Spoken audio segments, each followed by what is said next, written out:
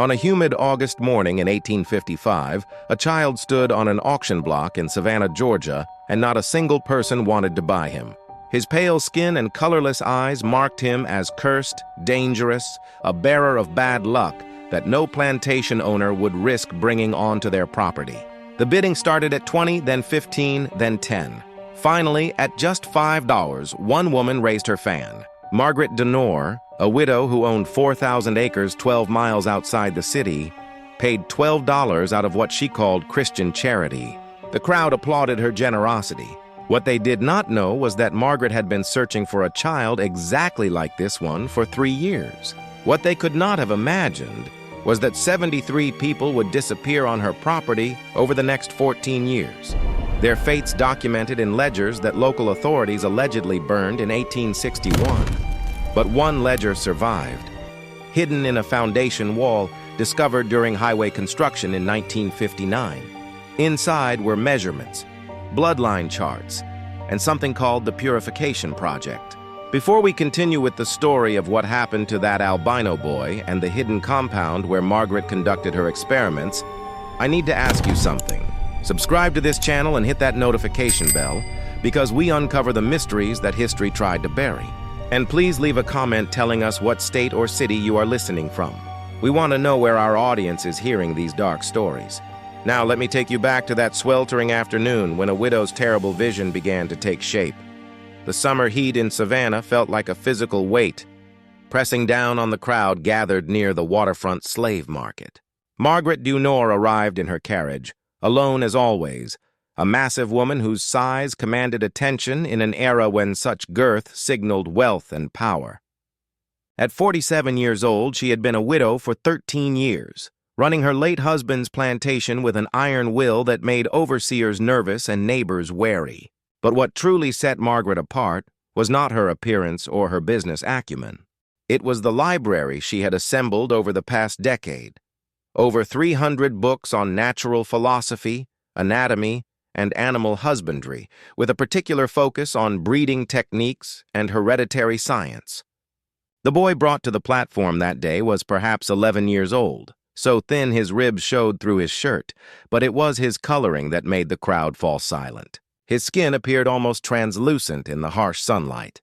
His hair was white blonde and sparse, and his eyes held a pinkish-gray quality that seemed to look through people rather than at them. The auctioneer, a professional named Cyrus Peaton, struggled to hide his discomfort. "Lot 47, he announced without his usual enthusiasm. "Male child, approximately 11 years from the Hutchinson estate near Augusta. As you can see, he has a particular condition, albinism." The word was not spoken aloud, but everyone understood. In 1855 Georgia, such children carried heavy superstitious weight among both white and enslaved communities. Many believed they brought crop failures, that they could see ghosts, that they were marked by divine punishment. The mixing of African and European ancestry was common enough on plantations, but albinism created an uncomfortable ambiguity that defied the racial categories upon which the entire system depended. When bidding opened at $20, not a single hand rose. Peaton lowered it repeatedly until reaching $5. Still nothing. People turned away, some making signs against evil. That was when Margaret raised her fan with deliberate slowness, her expression serene. The crowd turned to stare. $5 to Mrs. Denore, Peaton said quickly, relieved to have any bid. Going once, going twice, sold. Margaret stood, opening her purse with theatrical generosity. "I will pay $12 for the poor child," she announced loudly. "It is our Christian duty to care for those whom others reject." Several women nodded approvingly. An elderly gentleman called out, "God bless you." "Mrs. Denore." She acknowledged the praise with a gracious smile, the very picture of benevolent Christianity. But as the boy was led to her carriage, her eyes studied him with the cold calculation of a naturalist examining a rare specimen. She had finally found what she needed, subject zero for her purification project. The boy, whose previous owners had called him Thomas, sat pressed into the corner of the carriage during the journey to Belmont Plantation. Margaret said nothing to him, but she opened a leather journal and began writing observations.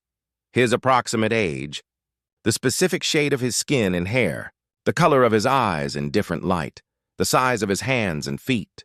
She worked methodically, occasionally looking up to measure him with her gaze before returning to her notes.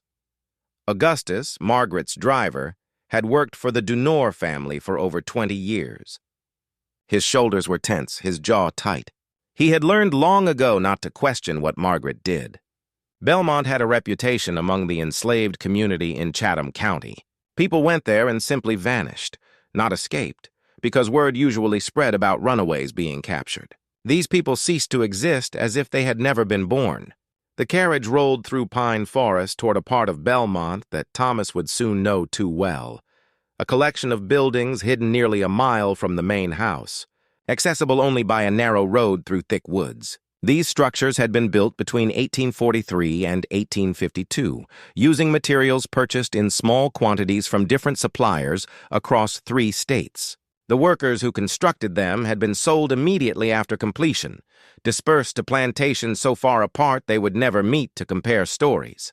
When Augustus stopped the carriage in front of the largest building, Margaret climbed down and beckoned Thomas to follow. The interior was unlike anything he had ever seen. Clean pine floors, whitewashed walls, glass windows. Margaret led him to a small room containing a bed with an actual mattress, a chair, a table with a basin, and a shelf. "This will be your room," she said, her cultured voice carrying no warmth. "You will be provided with adequate food, clothing, and shelter. In return, you will cooperate with certain procedures, medical examinations, measurements, observations. Do you understand?" Thomas nodded, understanding nothing except that survival meant obedience. "Can you read?" He shook his head. "Can you write?" Another shake. "You will be taught," Margaret said with satisfaction. "You will learn to read, write, and understand natural philosophy. These lessons begin tomorrow. You may ask questions about your lessons, but you will not ask questions about anything else you see or hear. You will not speak to others without permission. You will not attempt to leave. If you obey, you will be treated well. If you disobey, punishments will be severe. Do you understand?" Thomas nodded again, his thin body trembling. Margaret locked the door from the outside when she left. Thomas stood motionless for a long time before finally sitting on the edge of the mattress. He could not lie down. Instead, he sat with his back against the wall, knees drawn to his chest, waiting for whatever would come next. In the cool basement of another building, Margaret lit oil lamps and opened a journal. She dipped her pen in ink and began writing in neat, precise script. August 17th, 1855. Subject 0 has arrived at Belmont. Initial observations suggest excellent quality for the purification project. Pure albinism evident in all physical characteristics. Begin preliminary measurements tomorrow, followed by educational assessment. Subject 0 represents the foundation upon which all subsequent phases will build. If theories prove correct, this acquisition validates 13 years of preparation. She continued writing for another hour, documenting every detail she had observed about Thomas. To Margaret, he was not a person. He was the key to unlocking what she believed were the secrets of human heredity, and she would spend the next 4 years preparing him for a role so disturbing that when the truth finally emerged, it would haunt Chatham County for generations. Thomas's days at Belmont followed a rigid schedule that Margaret enforced with absolute consistency. He woke each morning at 6 hours when Margaret herself unlocked his door, a routine she maintained to establish her complete authority. She would enter with measuring tape and notebook, recording his height against marks on the doorframe. Once per week, she weighed him on a scale imported from Philadelphia. Once per month, she performed a complete physical examination that lasted over an hour, measuring every aspect of his development with clinical precision. After morning measurements, Thomas received breakfast, cornmeal mush, occasionally supplemented with milk or molasses. Margaret had calculated precise caloric intake necessary for optimal growth. At 7, his education began.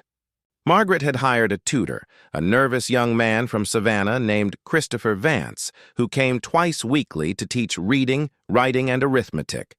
Vance believed he was participating in progressive research testing whether enslaved children could learn academic subjects. He had no idea about Margaret's broader project. Thomas proved an exceptional student, absorbing information with impressive speed. By the end of his first year, he could read complex texts, write in clear handwriting, and perform advanced mathematics. Margaret seemed pleased, though her satisfaction manifested as clinical approval rather than warmth. She assigned him books from her library, anatomical texts with detailed illustrations, agricultural manuals about livestock breeding, natural philosophy books discussing heredity and variation. But the true purpose of his education became clear during Margaret's private lessons. She would sit across from Thomas in one of the compound schoolrooms, anatomy charts hanging between them, and explain her theories. She showed him how characteristics passed from parents to children, displayed charts documenting horse breeding, and explained how desirable traits could be concentrated through careful selection. Then she would transition, her voice never changing tone, to human heredity. She explained her belief that races represented different developmental stages, that characteristics like intelligence and beauty were inherited and could be improved through selective breeding. Thomas listened with his face impassive, his pale eyes fixed on the charts. He had learned that interrupting brought sharp rebukes. Margaret never struck him. She did not need to. The isolation and total control she exercised were punishment enough. He was allowed contact with no one except Margaret, Vance, and occasionally Augustus, who brought supplies but never spoke beyond necessary words. What Thomas did not yet understand was that Margaret was preparing him for a specific role. She was educating him not from progressive ideals, but because she needed him to comprehend what would eventually be required. She needed him to understand heredity, to grasp why certain pairings produced certain results, to appreciate the significance of her experiment. Because eventually, when he matured, he would become not just a subject of observation, but an active participant in creating what Margaret called her improved line. The compound held others beyond Thomas, though he rarely saw them. Through his window, he sometimes glimpsed people moving between buildings under escort. He heard voices, occasionally muffled through walls.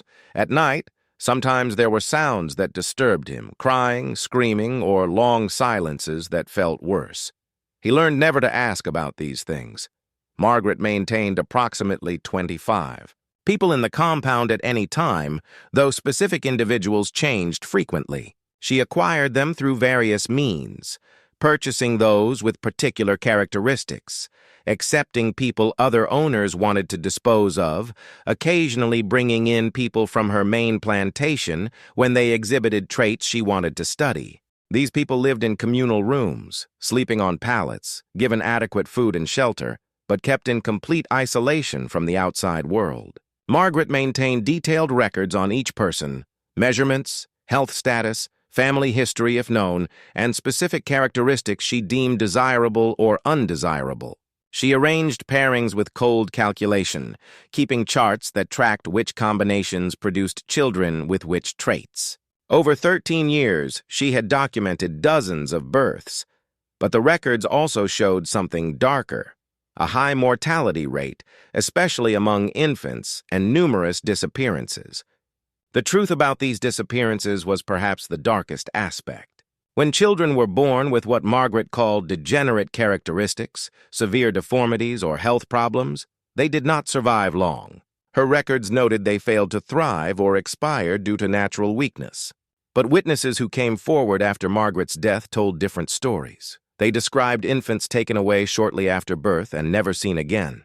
They described a small cemetery deep in the pine forest, marked only by numbered wooden stakes. They described the copper-lined basement where Margaret preserved biological specimens in alcohol jars, including some that appeared disturbingly human. Thomas knew none of this during his early years. His world consisted of his room, the schoolroom, the examination room, and occasionally the yard where Margaret allowed him supervised exercise. She maintained his health carefully, ensuring adequate nutrition, fresh air, and physical activity. But it was livestock management, not compassion. As Thomas approached his 14th birthday in 1857, Margaret's lessons took on new dimensions. She began explaining reproductive biology in explicit detail using anatomical charts and preserved specimens. She discussed conception, gestation, and birth with clinical precision. She explained genetic inheritance with growing emphasis on his unique characteristics. "You represent something remarkable," she told him during one lesson, her eyes studying him with calculating intensity. "Your albinism is a pure expression of recessive characteristics.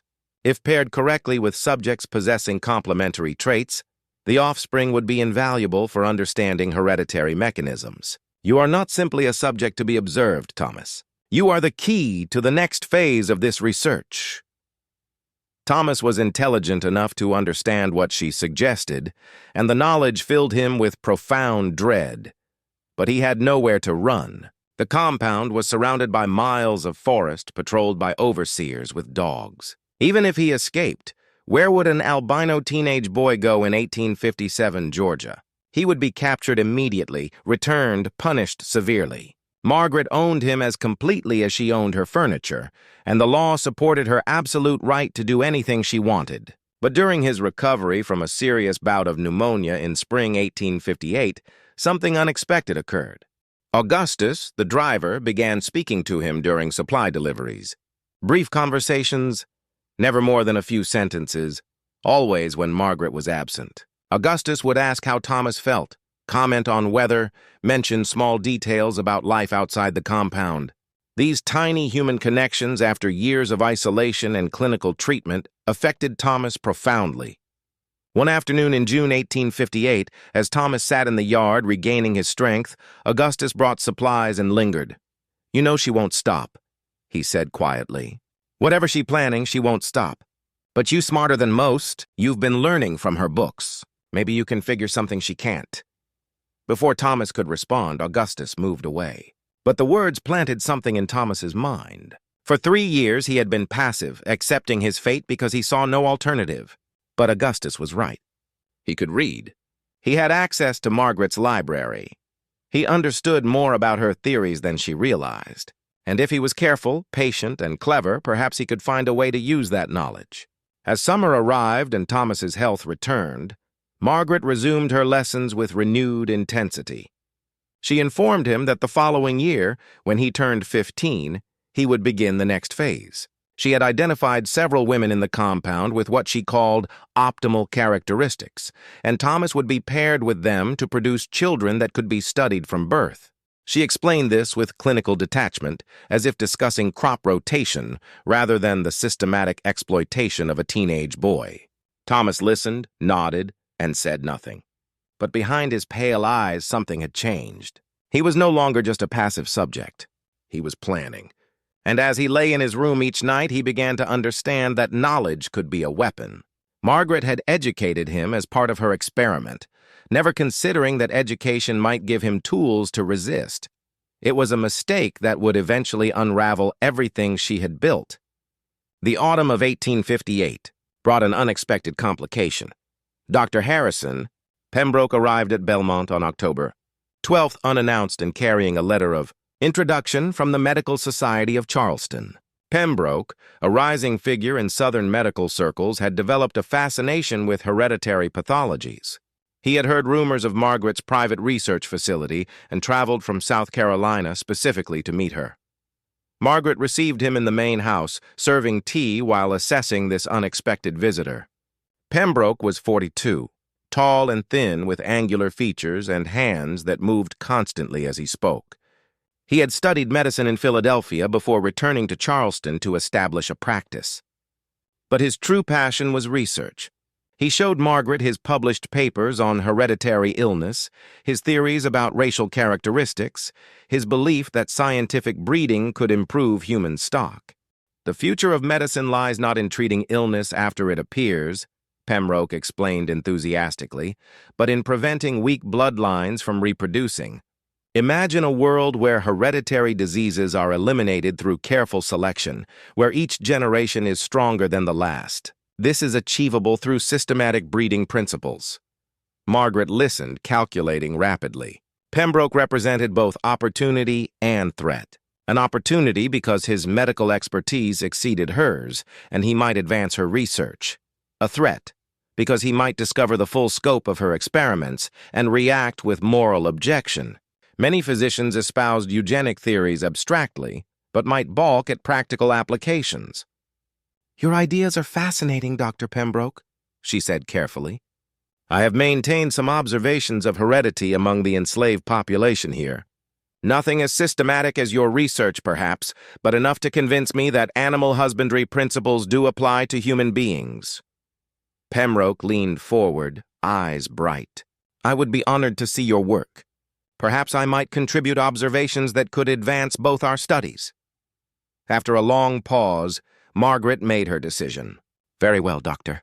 I will show you my facility, but I must insist on complete discretion. The work is scientifically sound, but the general public lacks education to understand its importance." "You have my word as a gentleman and man of science," Pembroke replied solemnly. The following morning, Margaret led Pembroke to the compound.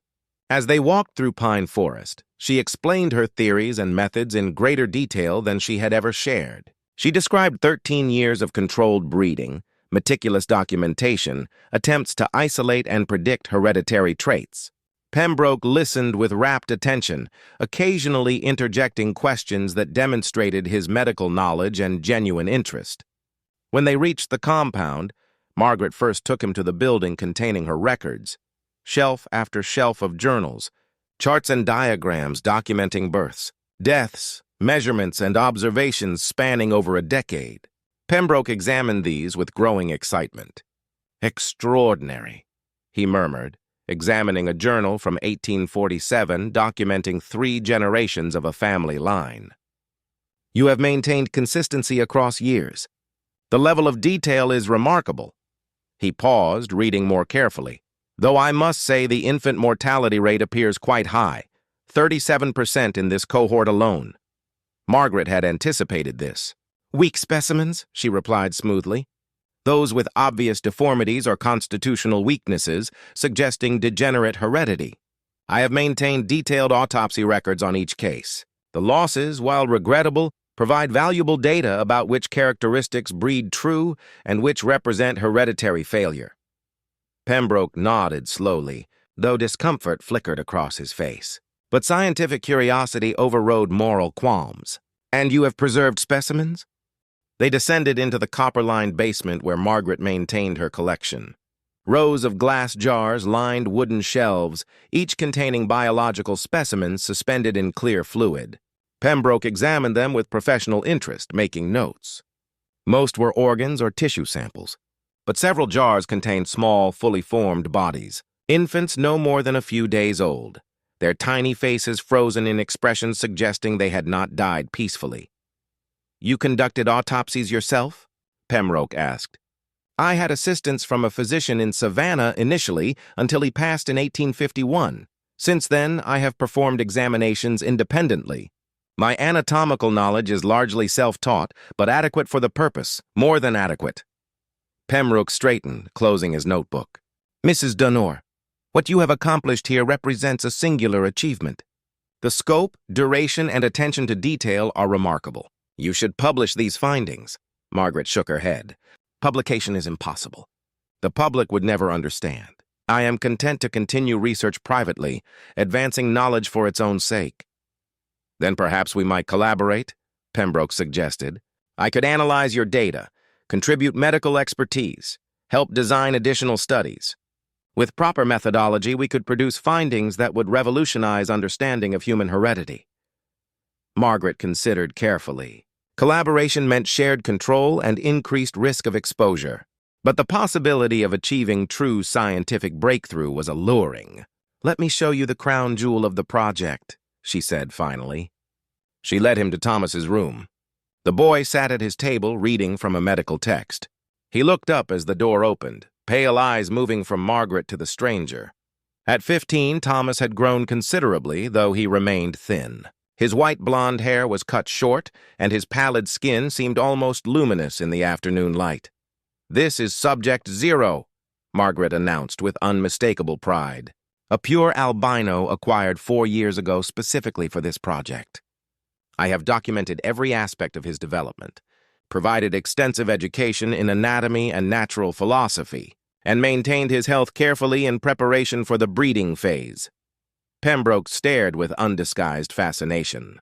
He approached slowly and spent the next 30 minutes conducting a thorough examination while Thomas sat motionless, enduring the stranger's probing hands with passive acceptance learned over years in the compound. Pembroke measured, palpated, looked into Thomas's eyes with various instruments. He asked questions about health history, vision, and sensitivity to sunlight. Thomas answered in a quiet, educated voice that clearly surprised Pembroke. "You have taught him to speak properly?" Pembroke observed. "And to read? Interesting choice." "Education serves multiple purposes," Margaret explained. "It allows him to understand the research significance, ensuring cooperation. It provides data on intellectual capacity of albino subjects. And practically, as he matures, he will need to understand breeding protocols sufficiently to participate effectively." Pembroke straightened. "Participate in breeding protocols. You intend to use him as a stud essentially when he reaches appropriate maturity." "Yes, he is now 15. I plan to begin the breeding phase within 6 months, pairing him with carefully selected women to produce offspring that can be studied from conception through development. The hereditary transmission of albinism is poorly understood. By controlling parentage and documenting results across multiple pairings, we can determine whether it breeds true and what other characteristics are linked to it." For the first time, Pembroke looked genuinely uncomfortable. His eyes moved from Margaret to Thomas and back. "He is still quite young." "Enslaved boys his age, father, children regularly throughout the South," Margaret replied coolly. "There is nothing unusual in this, and unlike field workers forced into casual unions, Subject 0 will participate in controlled, documented breeding for scientific purposes. The context is entirely different." Pembroke said nothing for a long moment. Scientific enthusiasm wearing with residual moral sense, but Margaret had calculated correctly that intellectual ambition would win. "What assurances do I have that offspring will be properly documented?" he finally asked. "Without complete records from conception through maturity, the data loses much value." "I have maintained such records for 13 years, Margaret said. "I have no intention of relaxing standards now. Every conception will be documented, every pregnancy monitored, every birth recorded in detail. Children will be raised here where development can be observed systematically. You will have complete access to all records." "Then I accept your offer of collaboration," Pembroke said. "I can visit monthly to conduct examinations and contribute medical expertise. In exchange, I ask only that I receive credit when these findings are eventually published." They shook hands on the arrangement. Thomas watched this exchange in silence, understanding with perfect clarity that his fate had just been sealed. The one hope he had harbored, that Margaret might postpone or abandon her plans, evaporated. She had found validation from a respected physician who not only accepted her work, but wanted to participate. There would be no reprieve.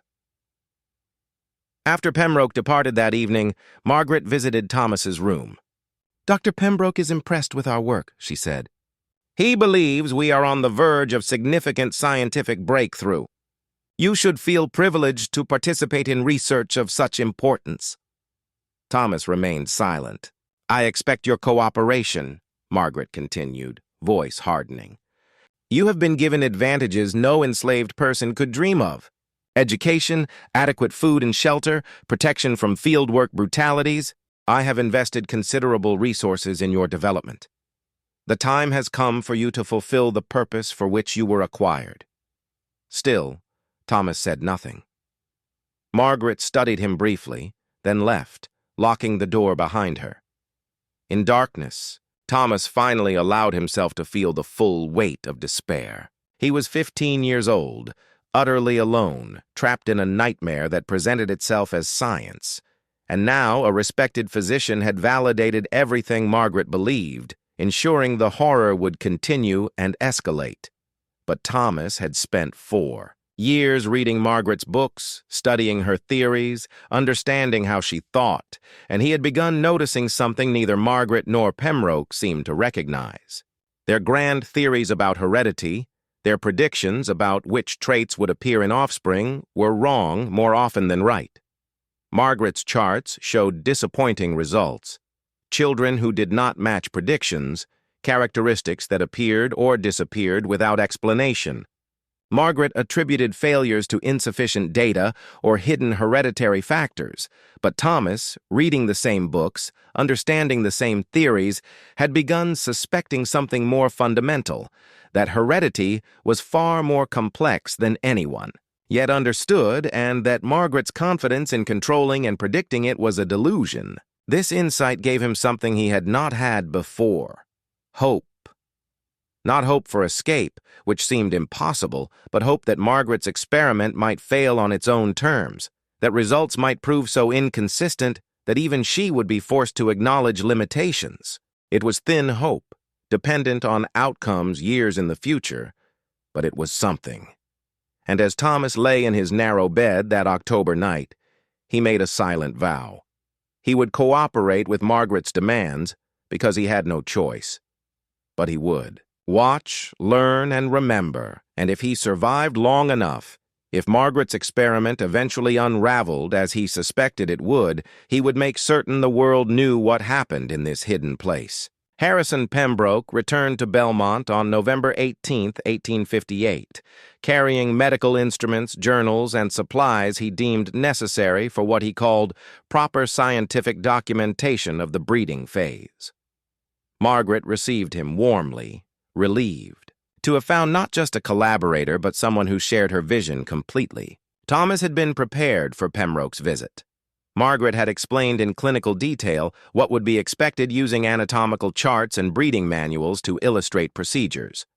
She had selected 3 women from the compound's population, all in their late teens or early 20s, all exhibiting what she called optimal physical characteristics. She showed Thomas their documentation, detailed measurements, family histories, health assessments.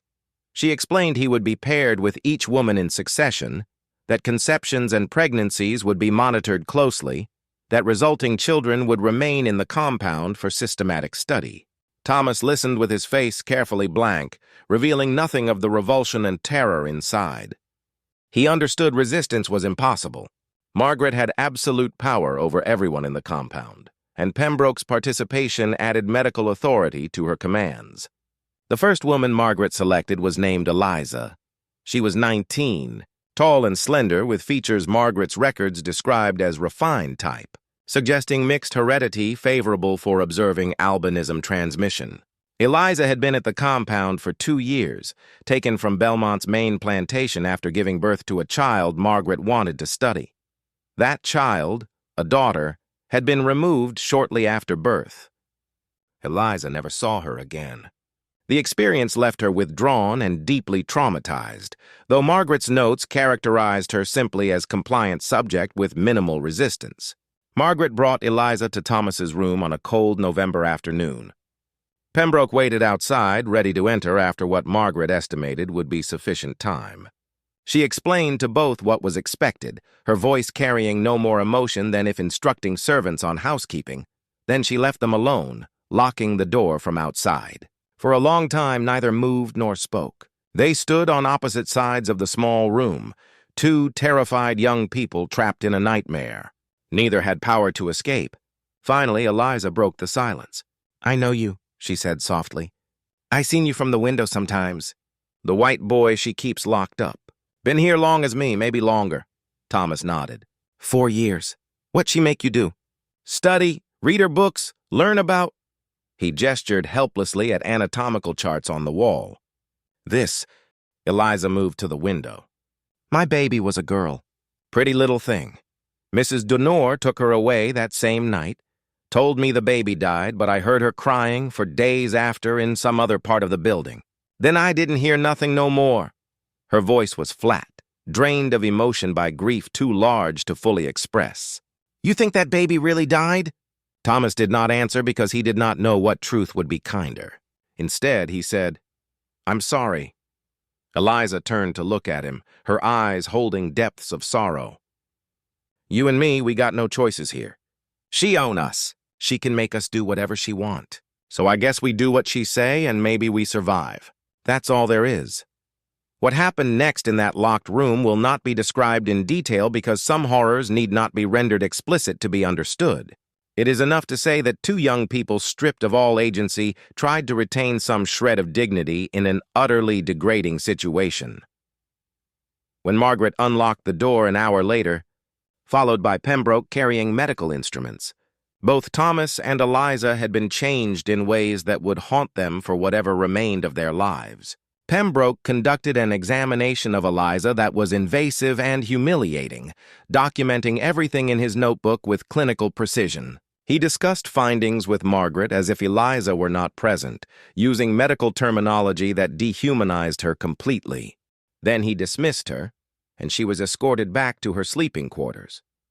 Thomas remained, and Pembroke subjected him to similar examination and questioning, recording observations about his physical response, emotional state, and comprehension of what had occurred. Margaret and Pembroke repeated this process with the second woman, Sarah, on November 25th.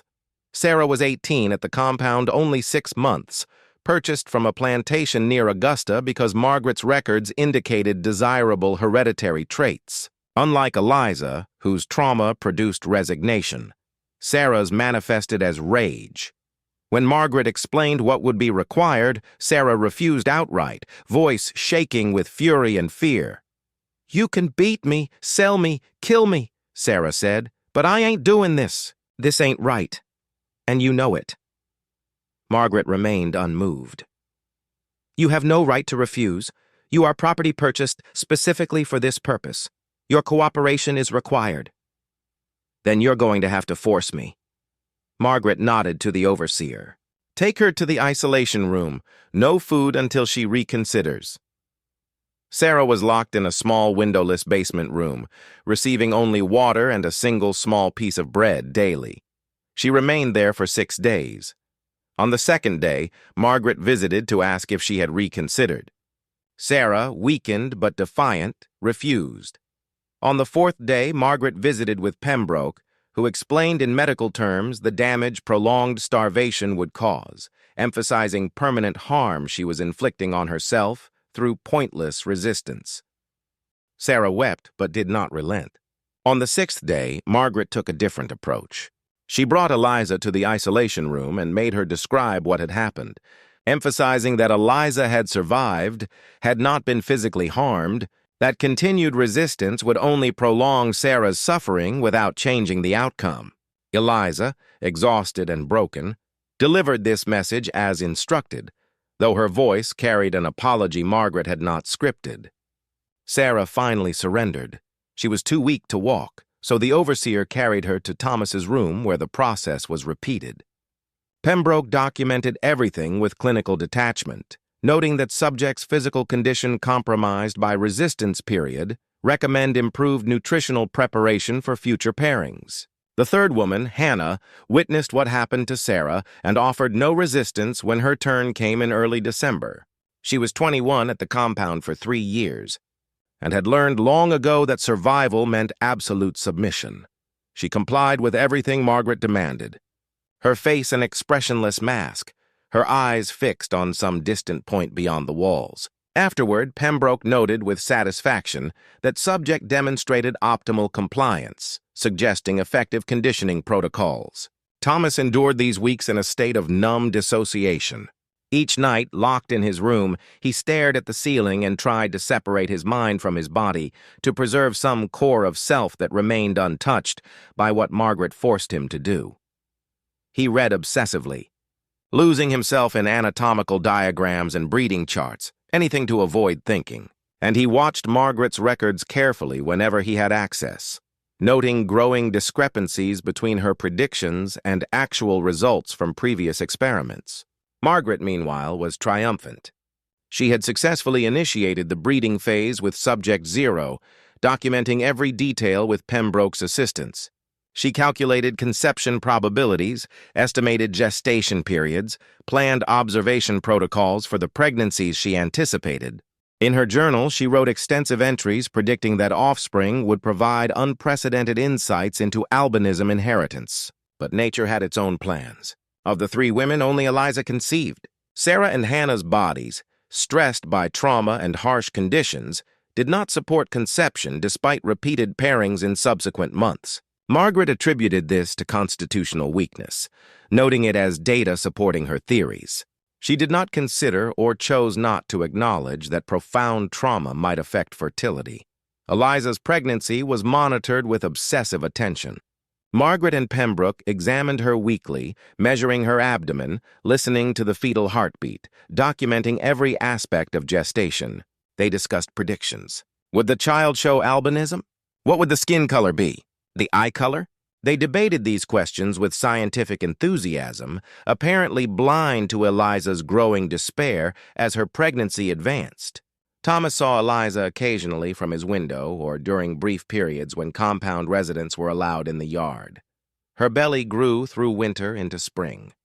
She moved slowly, heavily, her face drawn with exhaustion and something deeper. Once their eyes met across the yard and Thomas saw grief so profound, it stopped his breath. She was mourning her child before it was even born, knowing what fate awaited any baby born in this place. As Eliza's due date approached in May 1859, Margaret prepared the compound's medical room with additional supplies. She had delivered numerous babies in the compound over the years, and she approached this birth with particular anticipation. Pembroke arranged to be present, bringing specialized instruments and promising to conduct immediate examination of the newborn to document initial characteristics. The birth happened on May 17, 1859. After 18 hours of labor, Margaret and Pembroke attended throughout, treating Eliza's suffering as an inconvenient but necessary aspect of data collection. When the baby finally emerged, a girl weighing just over 6 lb, Margaret's first action was not to comfort the exhausted mother, but to examine the infant's skin and eyes under bright lamplight. The baby was not albino. Her skin was light brown, her eyes dark, her hair black. She appeared entirely healthy, crying vigorously when Pembroke conducted his examination. Margaret's initial reaction was visible disappointment. After 4 years of preparation, selecting, and educating Subject 0, carefully orchestrating this breeding experiment, the primary characteristic she had hoped to study had not appeared in the first offspring. Recessive trait, Pembroke observed, making notes. As expected, requires both parents to carry the characteristic. The mother obviously does not carry albinism genes, therefore offspring shows normal pigmentation. We would need multiple generations and careful selection to isolate the recessive expression. Margaret nodded, her mind already calculating next steps. Subject 0 will need to be paired with his own female offspring.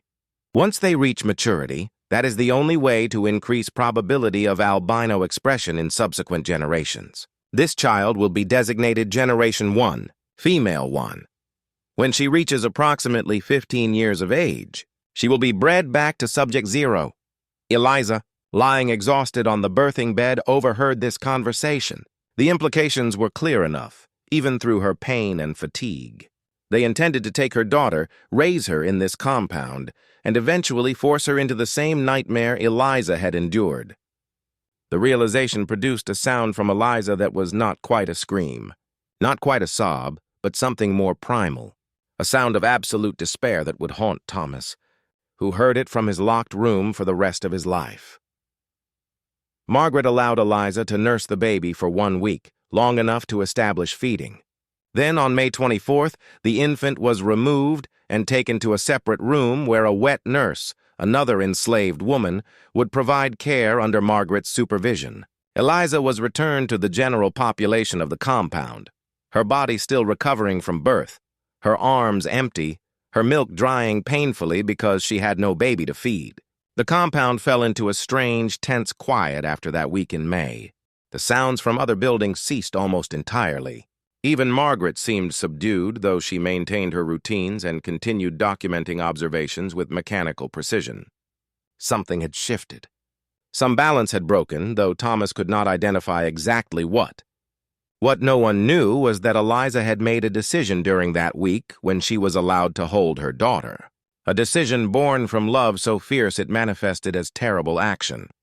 On the 6th night, when darkness was complete and the compound was quiet, Eliza did something that ensured her daughter would never be used in Margaret Denor's experiment.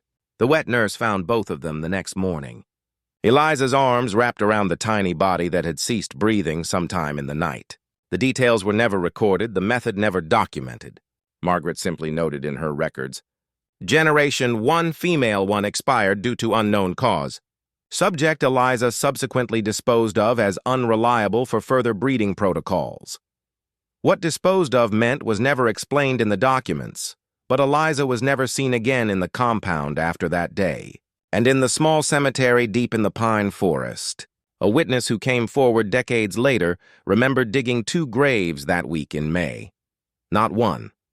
A larger grave and a smaller one, marked only with wooden stakes that eventually rotted away, leaving no trace that either of them had ever existed. The summer of 1859 brought stifling heat to Chatham County, and with it came an unexpected visitor who would change everything.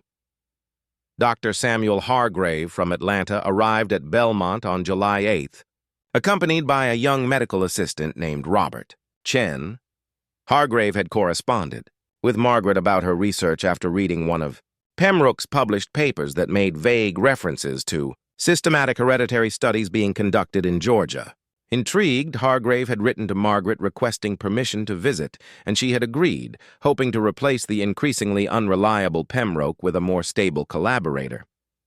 Robert Chen was 24 years old, the son of immigrants who had come to San Francisco during the gold rush before eventually settling in Georgia. He was assisting Hargrave with research for a book on human anatomical variation across different populations. Chen approached the visit to Belmont with professional curiosity, expecting to see interesting documentation of hereditary patterns. What he found instead would haunt him for the rest of his life. Margaret gave them the same tour she had given Pembroke. The records room with its shelves of journals and charts, the basement with its preserved specimens, and finally the introduction to Subject 0. But where Pembroke had responded with scientific enthusiasm, tempered by growing unease, Chen's reaction was immediate and visceral horror. As Margaret explained her methods, detailing the forced pairings, the systematic breeding, the high infant mortality rate, Chen's face grew progressively paler. When she described her plans to breed Thomas with his own offspring once they matured, Chen could no longer remain silent.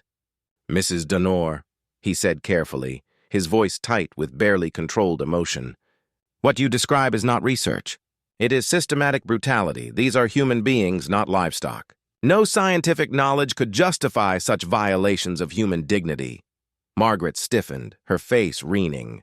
"You are young and influenced by sentimental notions that have no place in scientific inquiry. These are enslaved people, legally my property, whose reproduction I control absolutely under the law. I am using that legal authority to advance human knowledge. Your moral objections are irrelevant." "The law does not determine morality," Chen replied steadily. "Despite the danger of contradicting a wealthy woman in her own home, what is legal can still be profoundly wrong. What you are doing here is wrong, Mrs. Denor. History will judge this harshly." Hargrave attempted to mediate, but Chen would not be silenced. "There is no theoretical framework that justifies treating human beings as breeding stock. I have seen enough. I will not participate in this, and I strongly advise you, Dr. Hargrave, to withdraw as well." Margaret ordered both men off her property immediately. They departed within the hour, though not before Chen had a brief interaction that would prove significant. While waiting for Hargrave to collect his belongings, Chen wandered down the hallway where Thomas's room was located. Through the door's small window, he saw the pale boy sitting at his table reading.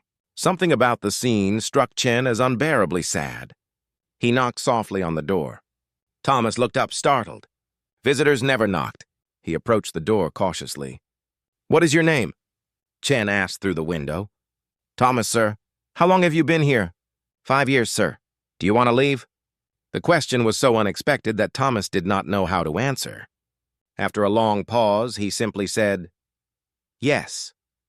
Chen nodded, committing the boy's face to memory. "I will remember you, Thomas. I promise I will remember." Then Hargrave called for him, and Chen had to leave. Thomas watched through the window as the two men departed. He did not understand the significance of that exchange, But something in Chen's eyes planted a seed of hope. Chen and Hargrave argued during their journey back to Atlanta. Hargrave tried to defend Margaret's work using scientific rationalization, but Chen's moral certainty eventually wore him down. By the time they reached Atlanta, Hargrave reluctantly agreed that what happened at Belmont crossed ethical lines, though he refused to take action against Margaret. Chen had no such hesitation. Within days of returning to Atlanta, he began writing letters to medical societies, abolitionist organizations, and newspapers describing what he had witnessed at Belmont in carefully detailed terms. He documented everything: the forced breeding, the preserved infant specimens, the systematic exploitation, and most importantly, he described Thomas, the albino boy, locked in a room and being prepared for breeding experiments. The response was not what Chen hoped. In late 1859, with sectional tensions building toward war, most institutions were unwilling to investigate the internal operations of a Georgia plantation, especially on the word of a young Chinese medical assistant making extraordinary claims against a wealthy white woman. The medical societies thanked him for his concern but took no action. The newspapers declined to publish his accounts, citing lack of corroborating evidence. Even abolitionist groups, though sympathetic, had limited resources. Frustrated but undeterred, Chen made a decision that would prove fateful. On December 12, 1859, just days after John Brown's execution sent shockwaves through the South, Chen traveled back to Chatham County. He did not approach Belmont directly. Instead, he began quietly interviewing people in the area. Drivers, tradesmen, overseers from other plantations, free blacks in Savannah who might have heard rumors from enslaved people at Belmont. Slowly, carefully, he assembled testimonies that corroborated his observations. Margaret learned of Chen's investigation in late December when an overseer from a neighboring plantation mentioned that a Chinese man had been asking questions about Belmont's slave population. Margaret immediately understood the threat. She had maintained her compound in secrecy for 14 years through isolation, intimidation, and the general unwillingness of anyone to interfere with a plantation owner's business. But Chen represented something new. An outsider with no financial stake in the system, no social connection to Georgia's plantation society, and a moral conviction strong enough to override practical concerns. Margaret's response was calculated and ruthless. She could not simply have Chen killed. His disappearance would attract exactly the attention she needed to avoid. Instead, she began destroying evidence. She burned journals containing the most damning details, disposed of the most disturbing preserved specimens, and reduced the compound's population by selling people to distant plantations where they could not easily be questioned. Most significantly, she made preparations to relocate Thomas entirely, possibly to property she owned in Alabama. But Margaret had made a critical error. In her haste to eliminate evidence, she failed to account for Augustus, her longtime driver, who had witnessed 14 years of horror at Belmont and had finally reached his breaking point. Augustus had seen Eliza and her baby buried in the forest. He had transported countless people to the compound who were never seen again. He had delivered supplies for Margaret's experiments and remained silent because he believed he had no choice. But Chen's investigation gave him something he had not had before: hope that someone might actually listen. On January 15, 1860, Augustus made contact with Chen through an intermediary in Savannah. They met secretly in a warehouse near the docks, and Augustus told Chen everything he knew. He described the hidden compound, the forced breeding, the high mortality rate, the cemetery in the forest with its numbered stakes. He provided names of people who had disappeared, dates when they had been taken to the compound, details about Margaret's methods and her obsessive documentation. Most importantly, he drew a map showing the location of the compound and described how to access it without being detected. Chen now had corroborating testimony from someone who had been inside Belmont for years. It was exactly what he needed to force authorities to act. He traveled to Savannah and presented his evidence to the county sheriff, a man named William Pritchard. Chen laid out everything: his own observations, Augustus's testimony, the physical evidence that still existed at the compound despite Margaret's destruction efforts. Pritchard was in a difficult position. Margaret Denore was wealthy, influential, and well-connected. Investigating her based on accusations from a Chinese medical assistant and an enslaved driver could end his career if the charges proved false or exaggerated. But Chen's documentation was detailed and specific, and if even half of what he alleged was true, Pritchard could not ignore it without becoming complicit. On January 23, 1860, Sheriff Pritchard, accompanied by 2 deputies and Robert Chen, arrived at Belmont with a court order to inspect the compound. Margaret met them at the main house, her face a mask of cold fury, but she could not refuse a court order. She led them down the narrow road through the pine forest to the hidden buildings, and what they found there confirmed Chen's worst descriptions. The compound population had been reduced to just 8 people, all appearing malnourished and traumatized. The records room had been largely emptied, with ash still visible in the fireplace where Margaret had burned journals, but she had not destroyed everything. Pembroke's detailed medical notes remained, documenting forced pairings and pregnancy observations with clinical precision. The basement still contained dozens of preserved specimens, including several that were clearly human infants. And most damning, they found Thomas, locked in his room, 15 years old, and able to articulate exactly what had happened to him over the past 5 years. Pritchard was horrified. He had expected to find evidence of harsh treatment, perhaps some questionable breeding practices, but nothing had prepared him for the systematic nature of Margaret's experiment. He placed Margaret under house arrest pending formal charges and ordered the compound closed.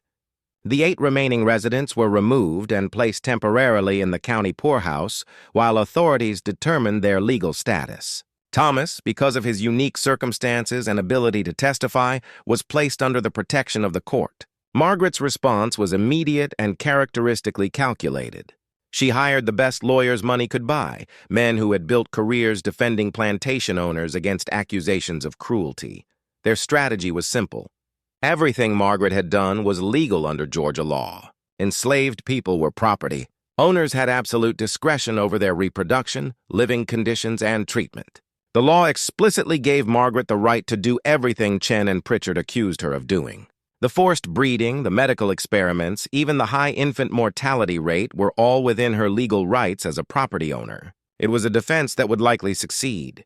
In 1860 Georgia, no jury would convict a wealthy white woman for actions that were technically legal, no matter how morally repugnant. Chen knew this. Pritchard knew this. And Margaret's lawyers knew this. The case would likely be dismissed before it ever reached trial. But then something unexpected happened that changed everything. Harrison Pembroke, the physician who had collaborated with Margaret for over a year, came forward. He had been living in Charleston, drinking heavily, consumed by guilt over his participation in the experiment. When he learned of the investigation, something broke inside him. On February 8, 1860, Pembroke traveled to Savannah and provided testimony that corroborated every detail of Chen's accusations. More importantly, as a respected white physician, his testimony carried weight that Chen's and Augustus's did not. Pembroke described the forced pairings in graphic detail. He provided dates, names, and specific medical observations. He admitted his own participation and expressed profound remorse. He stated clearly that what happened at Belmont was not legitimate research, but systematic brutality disguised as science. His testimony was devastating, and it came from someone the court could not easily dismiss. With Pembroke's testimony added to the evidence, the case against Margaret became much stronger. But Margaret's lawyers adapted their strategy. They argued that even if everything alleged was true, it still did not constitute a crime under Georgia law. They were preparing to file motions to dismiss all charges when events outside Chatham County intervened in ways no one could have predicted. Just when we thought we understood the full scope of Margaret Denore's experiments, the investigation uncovered something even more disturbing. If you have been following this dark journey into one of Georgia's most suppressed historical horrors, this is the moment when everything unravels. Hit that like button if this story has kept you on the edge of your seat. Share it with someone who appreciates true historical mysteries, and make sure you are subscribed so you do not miss the conclusion. Now let me tell you how the truth about Belmont finally came to light, though not in any way that would bring real justice. In March 1860, As Margaret's lawyers maneuvered to have all charges dismissed, Chen made one final effort to expose the full scope of the Belmont horrors. He had been investigating one persistent question that no one had adequately answered. What happened to all the people who had disappeared from the compound over 14 years? Augustus had mentioned a cemetery in the forest with numbered wooden stakes, but he had never been allowed close enough to determine how many graves it contained. On March 14, 1860, Chen, accompanied by Sheriff Pritchard and 2 deputies, searched the pine forest behind the compound until they found the cemetery Augustus had described. What they discovered was far worse than anyone had imagined. The wooden stakes had mostly rotted away, but careful examination of the ground revealed disturbances indicating at least 47 separate grave sites. People buried in unmarked graves in a hidden cemetery. Their deaths never reported, their names never recorded in any official document. Pritchard ordered excavations of several graves to determine cause of death. What they found was horrifying. Multiple infant remains, some showing signs of physical deformities, others appearing entirely healthy. Several adult remains that forensic examination suggested had died of malnutrition or untreated illness.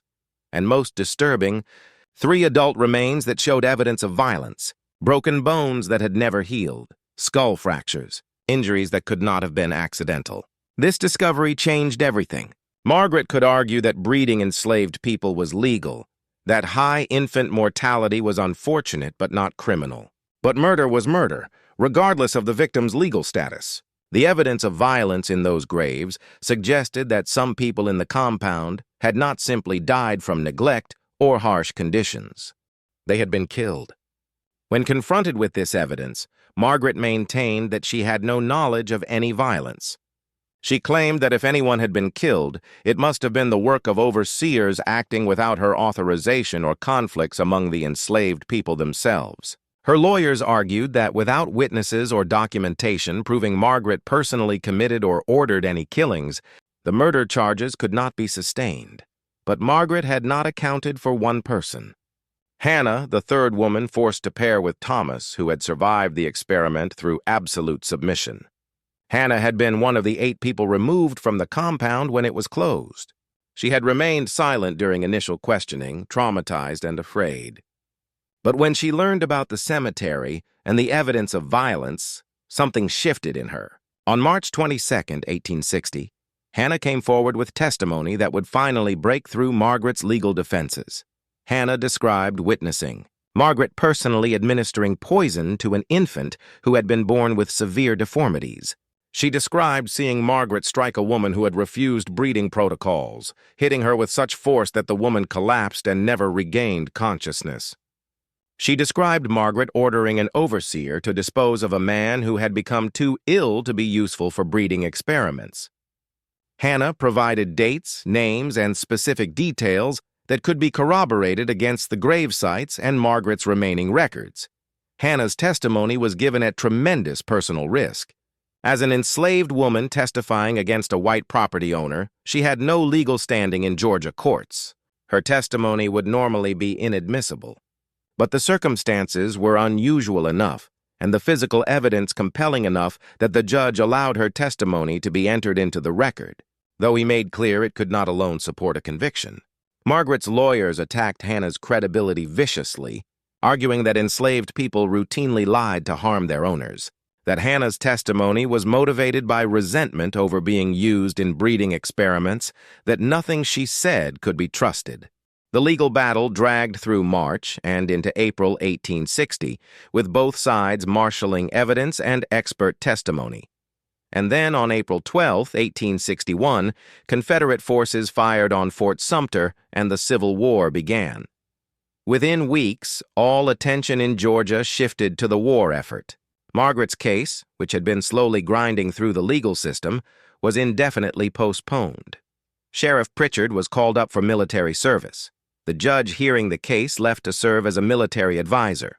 The county records office, which had been compiling evidence, closed as staff enlisted or fled. Margaret, still under house arrest, but no longer actively prosecuted, saw an opportunity. In June 1861, she sold Belmont to a consortium of investors from Savannah, claiming she needed to relocate for health reasons. The sale included all property, except the compound buildings which Margaret had quietly dismantled between April and May. Burning what could be burned, burying what could be buried, scattering the evidence across the property. The buyers had no interest in the compound. They wanted only the productive farmland. Margaret relocated to Alabama to a small property near Mobile and disappeared from public record. The last confirmed sighting of her was in 1863, when a neighbor reported seeing an enormously obese woman living alone in a rundown house on the outskirts of Mobile.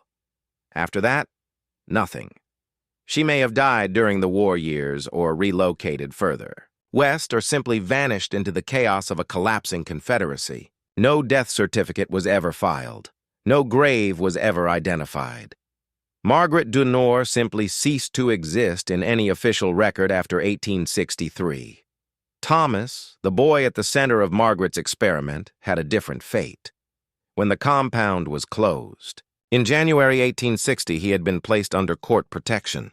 Robert Chen, feeling personally responsible for Thomas's welfare, arranged for him to be housed temporarily with a Quaker family in Savannah who opposed slavery and agreed to care for him during the legal proceedings. When the war started and Margaret's case was postponed, Thomas remained with this family. The Quakers, a couple named Daniel and Abigail Hargrove, treated Thomas with genuine kindness, the first he had experienced since being sold at age 11.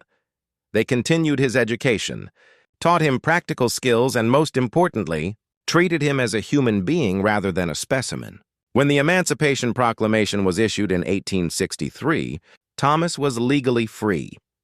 Though the practicalities of freedom for a 17-year-old albino boy in the middle of a war zone were complicated, Thomas remained with the Harrove family through the war and Reconstruction. He learned carpentry and became skilled enough to support himself. In 1869, at age 23, he married a free woman of color named Rebecca Williams, and they had 3 children together. None of the children showed albinism. All were healthy and lived to adulthood.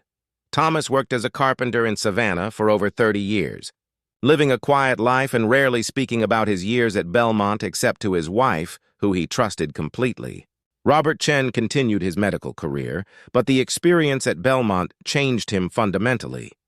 He abandoned his research into anatomical variation and instead focused on public health.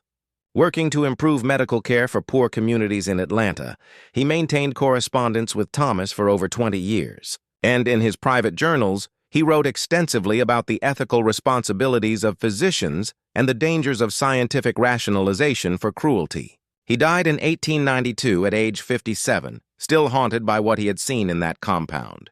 Harrison Pembroke never recovered from his guilt over participating in Margaret's experiments. He continued practicing medicine in Charleston, but he drank heavily and his mental health deteriorated. In 1867, he committed suicide by overdose of laudanum, leaving behind a note that referenced unforgivable sins committed in the name of science. His medical notes from Belmont, which had been entered as evidence in Margaret's case, were supposed to be sealed by the court, but were never returned to the court records. They disappeared sometime during the chaos of war and Reconstruction. Augustus, the driver who had finally broken silence and provided testimony that started the investigation, lived until 1879. He remained in Chatham County after the war, working as a freight driver. He was known for being quiet and sad, rarely smiling, as if he carried weight that never lightened. He died at approximately 60 years old. His grave marked with a simple stone that gave no hint of the courage it had taken for him to speak up against Margaret Denore.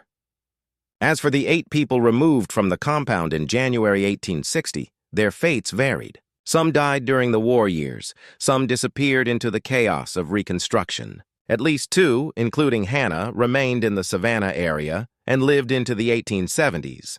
Hannah never married and had no children. She worked as a dressmaker and lived alone. Known in her neighborhood as a woman who seemed perpetually sad but was kind to children. She died in 1876, and at her request she was buried under her real name, Hannah Freeman, in a cemetery for free blacks in Savannah. Her gravestone, which still exists, bears the inscription, "She survived what should have killed her."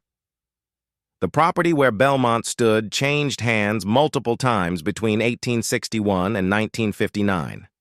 The main house burned in 1883. Cause unknown. The land was used for various purposes: farming, timber harvesting, briefly as a hunting preserve. The compound area deep in the pine forest was largely forgotten. Trees grew over the cleared areas. The cemetery, with its wooden stakes long rotted away, became indistinguishable from surrounding forest floor. In 1959, the state of Georgia approved construction of a new highway that would cut through the former Belmont property. During initial surveying in March 1959, construction workers discovered the foundation of one of the compound buildings. Inside a sealed cavity in the foundation wall, they found a leather-bound journal, remarkably well preserved due to being completely sealed away from moisture and air. The journal was one of Margaret Dunour's records from the Purification Project. It had been hidden rather than burned, possibly as insurance or perhaps simply overlooked in Margaret's hasty destruction of evidence in 1861. The journal covered the years 1855 through 1859, and contained detailed documentation of Thomas's acquisition, education, and eventual use in breeding experiments. It included measurements, observations, predictions, and chillingly clinical descriptions of the forced pairings. The construction workers who found the journal brought it to the County Historical Society, uncertain what they had discovered. The Historical Society staff who first read it were horrified. They contacted state authorities, and the journal was eventually turned over to the Georgia State Archives. A brief investigation was conducted comparing the journal's contents against other historical records, census data, and court documents from the 1860 case against Margaret Dunour. The investigation confirmed that everything in the journal appeared to be authentic. The dates matched known events. The names referenced in the journal matched names from the court records. Physical descriptions of the compound matched the foundation remains being uncovered by highway construction. But the investigation also revealed something disturbing. There had been a systematic effort to suppress information about the Belmont case even after the war.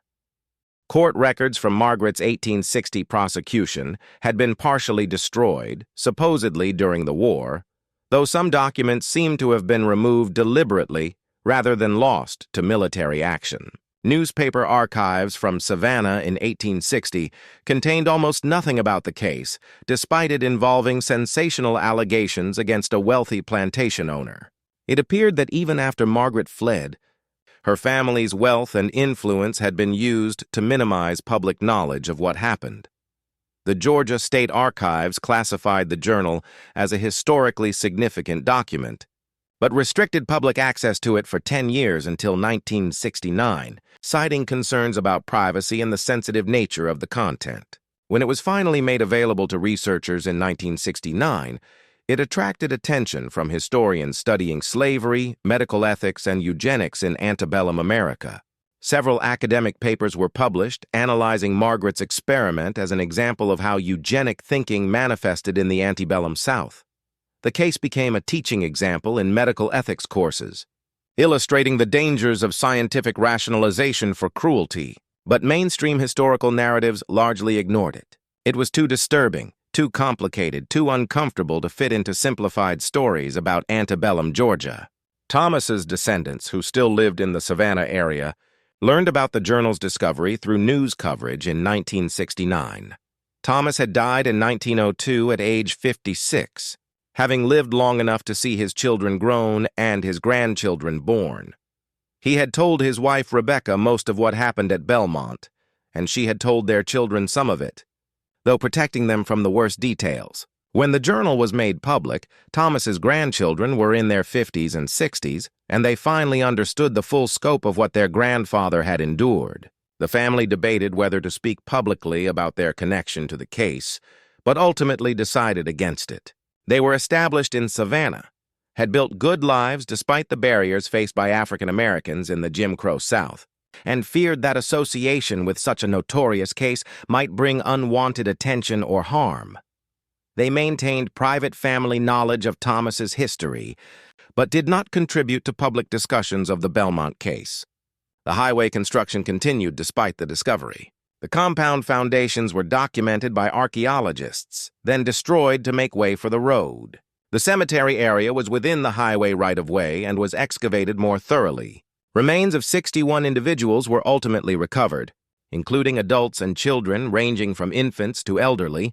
All were reinterred in a single plot in a Savannah cemetery marked with a stone that reads, "In memory of those who suffered at Belmont Plantation, 1842-1860, may they rest in peace and never be forgotten." This mystery shows us how easily scientific language can be used to justify profound cruelty, how legal authority can be wielded as a weapon against the powerless, and how institutions can fail to protect the most vulnerable. Margaret Denor's experiment was not an aberration. It was an extreme example of attitudes and practices that were widely accepted in her time. The belief that enslaved people could be treated as property, that reproduction could be controlled and manipulated, that scientific advancement justified any method. These ideas were not unique to Margaret. What made her case unusual was only its systematic nature and eventual exposure. What do you think of this story? Do you believe Margaret Denor escaped justice? Or did her guilt pursue her into whatever fate she met after 1863? Leave your comment below and share your thoughts. If you found this tale compelling and want more dark historical mysteries like this, subscribe to The Fear Files. Hit that notification bell and share this video with someone who appreciates stories that illuminate the darkest corners of American history. Thank you for listening, and remember, the most terrifying horrors are often those that really happened. See you in the next video.